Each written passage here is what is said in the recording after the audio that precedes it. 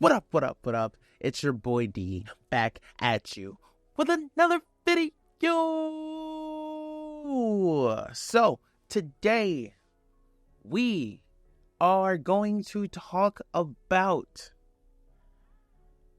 the tribal chief, Roman Reigns. I've been saving this video for a while. I wanted to make sure he was going to be gone for a while. So I kind of waited till the dust settled after WrestleMania 40 to do this video.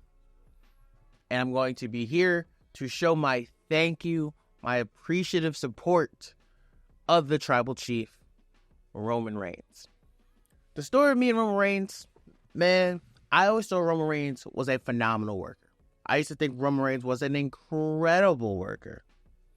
I used to think Roman Reigns was an absolutely phenomenal, fantastic in-ring worker. But when he was the big dog, it just wasn't there to me. His promos weren't there for me. His storytelling in the ring was perfect. But on the microphone, he couldn't sell it. He always had the look. He had the capability to be one of the top stars. Easily. Easy. That you cannot disagree with. The look of Roman Reigns had star all over him, and it was not even close. Easy to see. But Roman's character and what they wanted him to be was just not there. Until 2020. When he came back in 2020, after he took his break for COVID, Roman Reigns changed everything. He came back as a heel. And Roman Reigns has been a dominant heel ever since. The tribal chief, like it or not, the tribal chief is the real reason why wrestling is cool again in the public eye. You can't debate that. That bloodline story has possibly eclipsed the Stone Cold Vince McMahon storyline as the greatest storyline in the history of the WWE. That's how important it was, and that's how incredible it was. So I thought, as my ode to Roman Reigns and a thank you for everything he's done in the last 4 years, let's go down my top 10 favorite matches of the tribal chief era. Without further ado, let's get into it. So, here we go. Okay, let me get right. Okay, here we go. The first, at number 10, the first match on my list is Bloodline Civil War Money in the Bank 2023. This match was so fire. You have Roman Reigns and Solo Sikoa versus the Usos. We finally got to see Roman Reigns be pinned. And if you saw the pop that came from Roman Reigns getting pinned, was absolutely nuts. If there's one of the reasons why a Hall of Famer like John Cena says that Roman Reigns is the greatest of all time was because he elevated everyone around him. Whether you like it or not, Roman Reigns is the reason why Logan Paul is 40 times more believable. Why we all enjoy Logan Paul is because of that match with Roman Reigns. LA Knight's first big test and big stamp as a superstar was him going against Roman Reigns. Cody's title win was incredible. It wouldn't have meant half as much if it wasn't for Roman Reigns. The Seth Rollins Shield story that is continuously going on isn't important without Roman Reigns. There's so many guys that you can just name off the cuff who have become better characters because of Roman Reigns. And Jey Uso is the biggest one. Jey Uso now is one of the top stars in the WWE, and it's not even fucking close. Not even close. Not even close. You're lying to yourself if you don't think Jey Uso is one of the best wrestlers in WWE today. If Jey Uso was a free agent, AEW, TNA, New Japan Pro Wrestling, everybody would be chomping at the bit to sign Jey Uso, because that's how big of a name and a star he is. And this match proves no different. Because when the Usos super kicked Roman, and then Jey went up for that Uso splash, and you hear that emphatic 1, 2, 3, the roof blew off the place. As Jey becomes the first guy in 4 years to pin Roman Reigns. It's like the unbelievable was done. It's like we saw a ghost. It was absolutely incredible. You guys know me. You know I love my promos. You know I love my storytelling.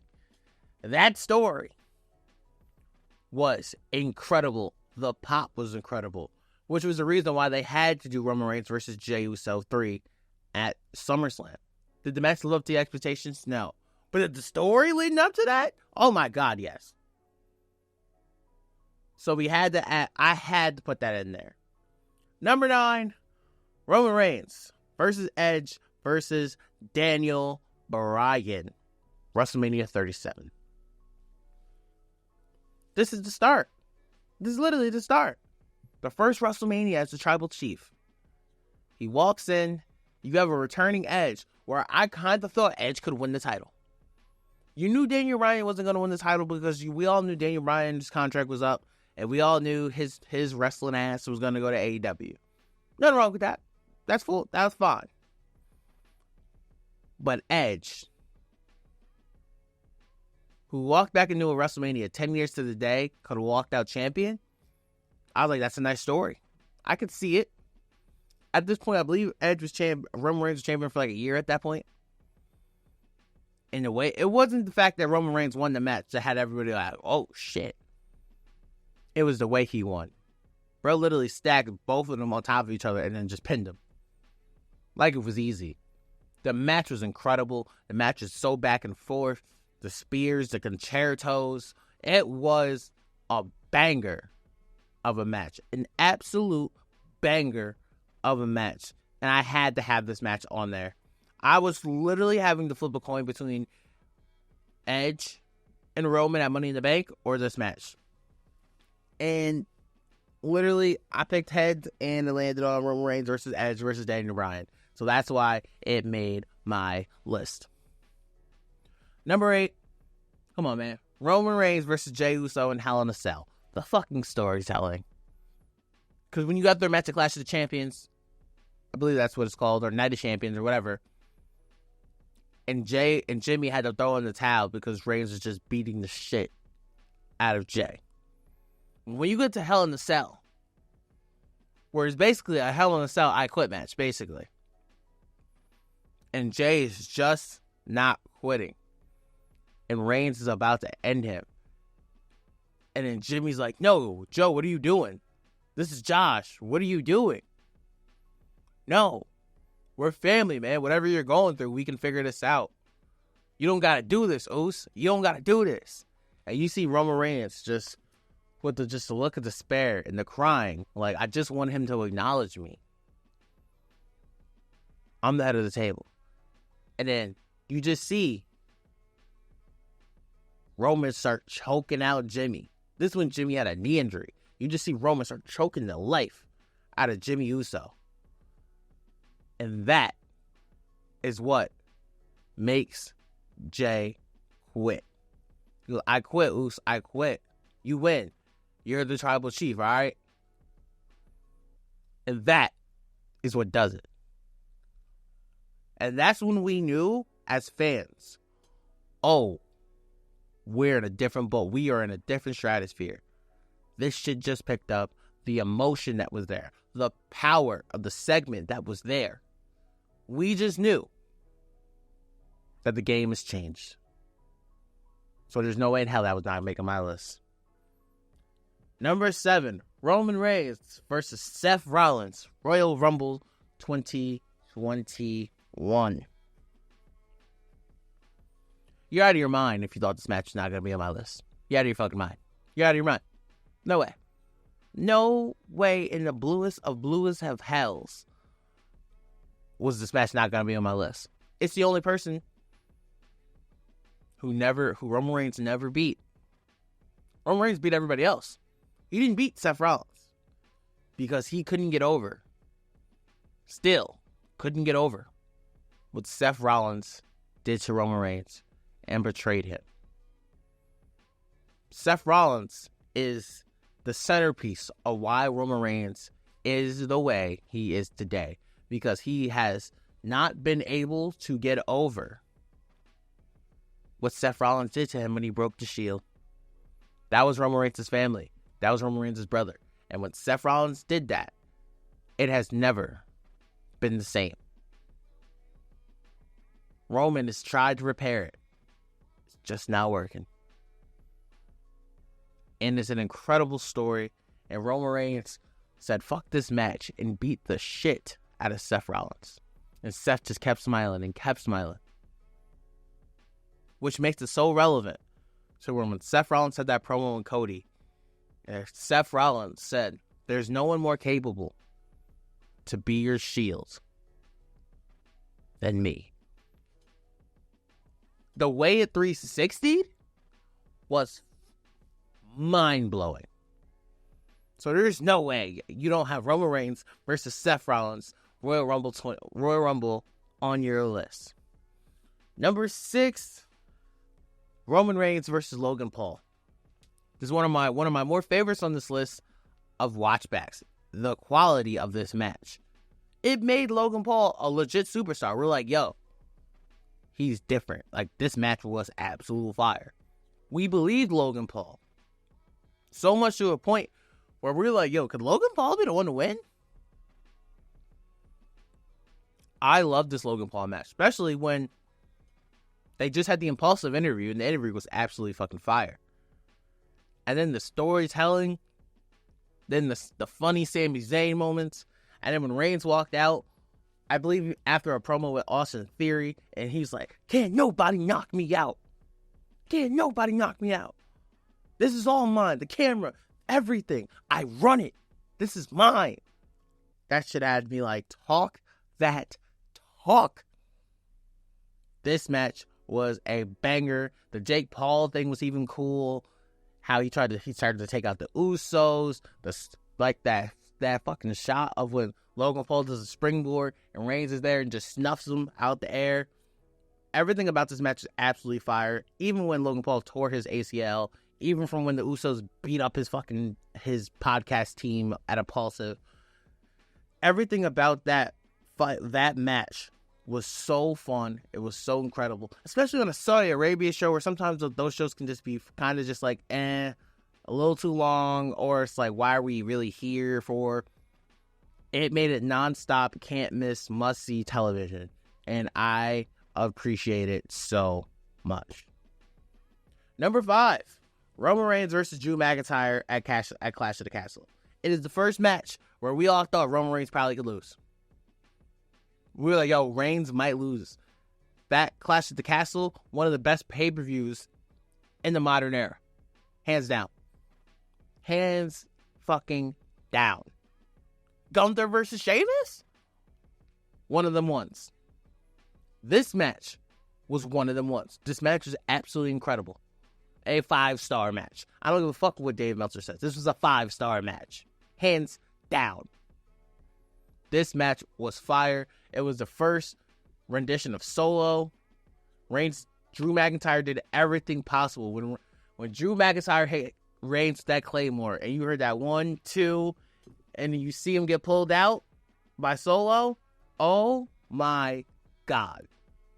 It was a perfect pull, perfect call up to the main roster, Everything in that sequence fit so well, you couldn't believe it. And it's one of the reasons why Drew McIntyre is such a big star today, and more importantly, why Drew McIntyre is so desperate to win the world title. And he's still on this climb to win the world title. It doesn't get better than that. That match was absolutely incredible. Number 4. Roman Reigns versus Cody Rhodes, WrestleMania 39. Now that we got past 40, now that Cody's champion, can we all stop lying and acting like that match wasn't fucking phenomenal? Cody Rhodes versus Roman Reigns at 39 was gas. Cody Rhodes showed. You can do the whole he belonged thing. Yeah, you can do that. No.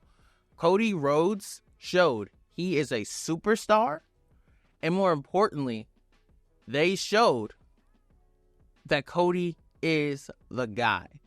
When he lost at WrestleMania 39, I haven't felt that way about wrestling in a very long time, where I was pissed off, I was upset, and it wasn't just me feeling that way. It was the entire world was like, how the fuck did Cody not win? We were all like, did they just lose the moment? The moment was right in their hands. Did they just blow it? Only for them to double down and prove us wrong and make Cody the star that he is today. It was the most crazy move, the most correct move, brilliant move they could have made. Because Cody is a mega star right now. He is the face of the WWE. The absolute face. And it's because of Roman Reigns. That match, that storyline, everything involved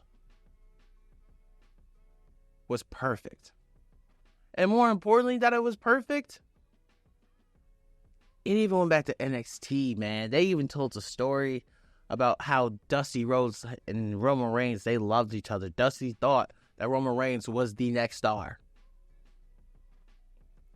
And he ended up losing the title eventually to his own son. God damn it, man. I love wrestling. Number 3. Oh, come on now. You know it was coming in here eventually. Roman Reigns versus Brock Lesnar.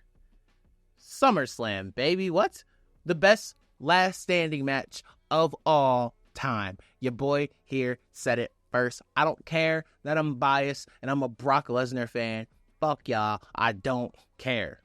Roman Reigns versus Brock Lesnar is the greatest last man standing match of all time. This match was fire. The moves, the picking up the ring with the tractor, the F5 to Paul Heyman through the table, the getting rid of the Usos. This match was chaos. And it's one of the best matches of Brock's career. And I am one of the biggest Brock Lesnar fans you will possibly find.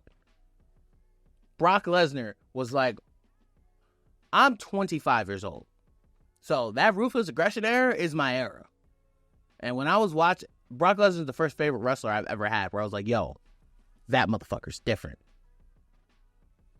This match was the perfect send-off and blow-off to a feud that a lot of people didn't want to see anymore. People were tired of seeing Roman Reigns versus Brock Lesnar. Absolutely tired of it. But Vince knew there was money in it, so he was going to milk that bitch to the end. But the way they sent that feud off was absolutely incredible. To a point where you can't even lie to yourself and say Brock Lesnar is Roman Reigns' best rival. You can argue that. And Roman Reigns beating Brock Lesnar here was not only the right move, but the way they did it was phenomenal.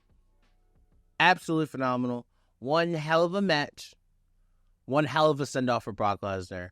I'm praying to dear God, one more time, I get to see Brock Lesnar fight one more time. I'm praying for WrestleMania Vegas. I'm praying to the gods above that is WrestleMania Vegas. Please, Let me see Brock Lesnar one more time.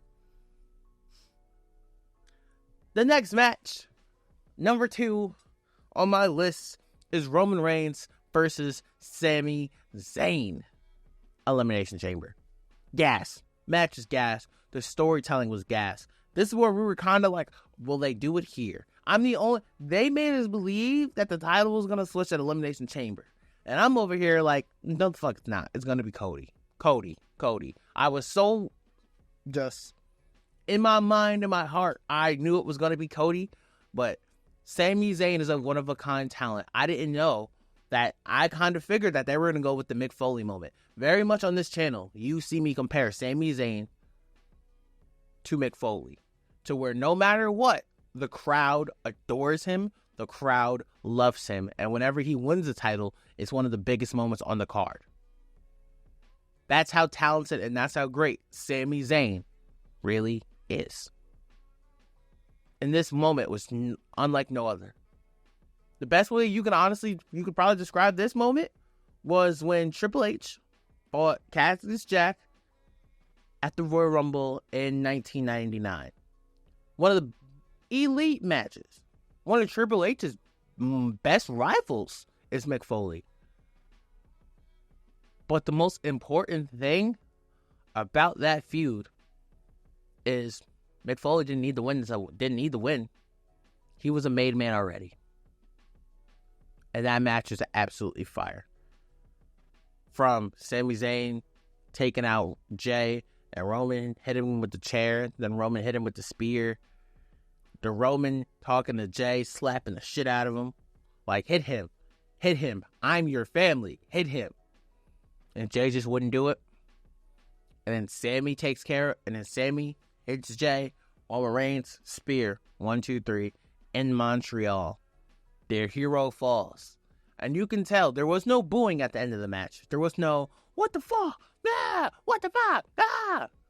You just felt that crowd be so deflated. Just so sad. Only for Kevin Owens to come out at the end of the show. And the pop that he got was insane.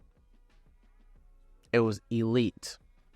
Elite. Absolutely elite. And number 1.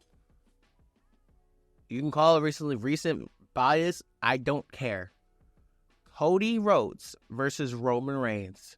WrestleMania 40. Overbooked in ways? Absolutely. In reality, it's one of the greatest WrestleMania main events I have ever seen in my life. That main event was absolutely phenomenal. From top to bottom. The storytelling.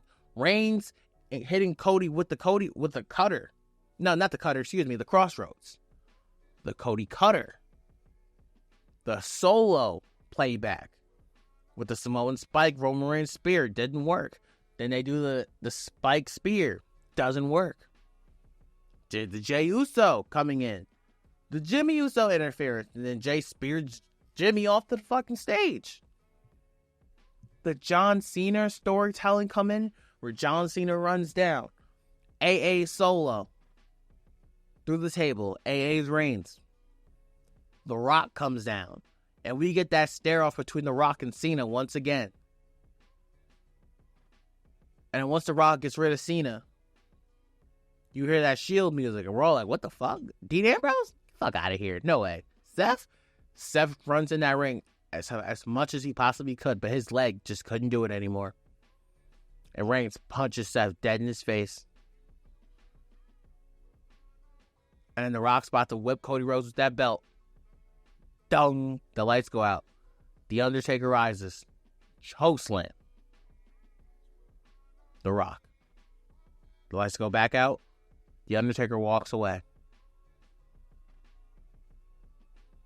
Reigns gets in the ring, grabs a chair, and he can easily use it on Cody and inflict pain and inflict damage. Roman Reigns looks at Seth and remembers all of the people who betrayed him. Not only does he think of Jay when Jay betrayed him, or when Jimmy betrayed him, or Sammy when Sammy betrayed him, it all links right back to Seth Rollins. And his past got in his way. And Roman Reigns took that chair and he whacks Seth Rollins with that chair. Goes for the spear on Cody. Cody kicks him. Crossroads 1. Crossroads 2. Crossroads 3. 1, 2, 3. One of the most emphatic, important stories in WWE history comes to an end. One hell of a ride it has been as Roman Reigns was champion. A 4-year Roman Reigns championship run has culminated. That's why it's number one. And that's why it is the most important send-off and most important match of Roman Reigns' career. So now, where we're asking ourselves, what's next for the Tribal Chief? Thank you guys for listening. That is my list for the top 10 Roman Reigns matches of the Tribal Chief era. Thank y'all for listening. Thank y'all for watching. It has been your boy Gee. Please like, comment, and subscribe. I love y'all. I appreciate y'all. And until forever finds you.